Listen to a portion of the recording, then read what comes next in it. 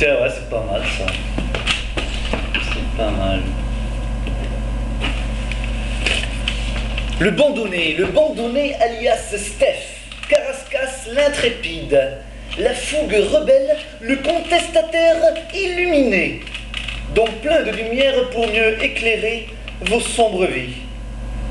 Le fou la rage, le fourrage quoi, toujours là pour te fourrer sa prose de sa langue sauvage. Je prends position, aujourd'hui, contre tous ceux qui croient ou font croire que le Père Noël est vivant, qu'il existe.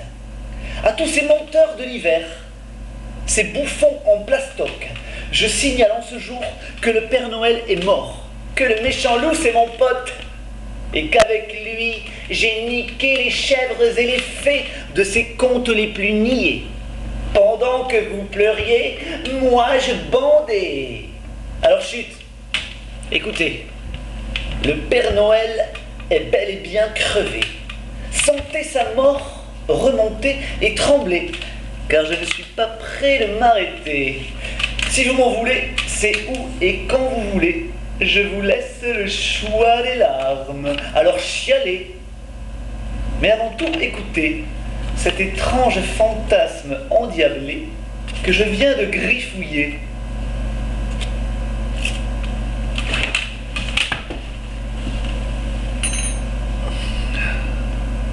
Bonjour.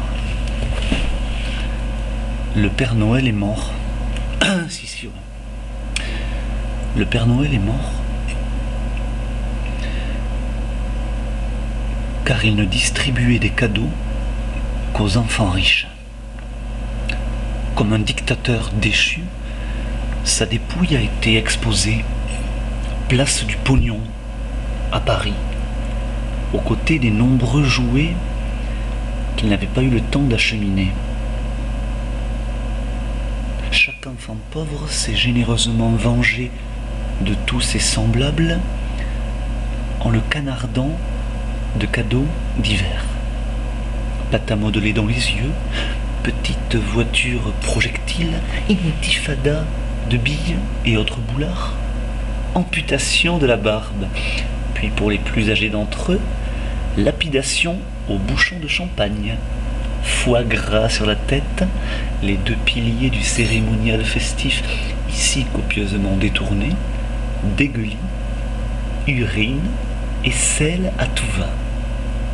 Inévitable conséquence de l'aversion, du dégoût généré par ce guignol, une incontinence de nausées existentielles pour noyer dans l'ignominie ces souvenirs nauséabonds, ces relents fétides, avec la puissance d'un rot et la fierté d'un P.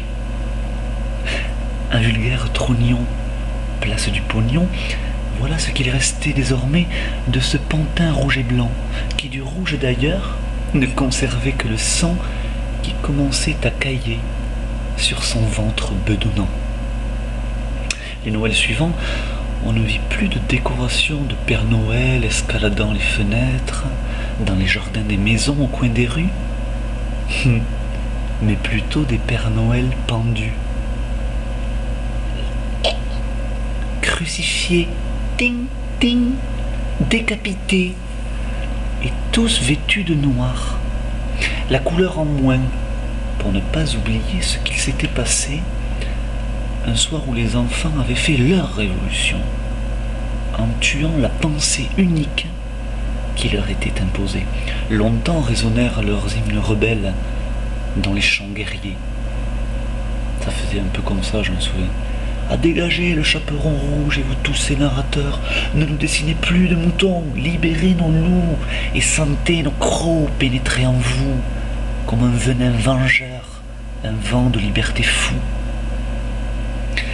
Fort de cette expérience, la rumeur se répandit vite, selon laquelle les enfants pourraient maintenant s'attaquer à Dieu. Par prudence, et pressentant quelque danger sur sa personne, le pape à Noël s'est enfui. Étonnant, non? C'est étonnant quand même. Ouais.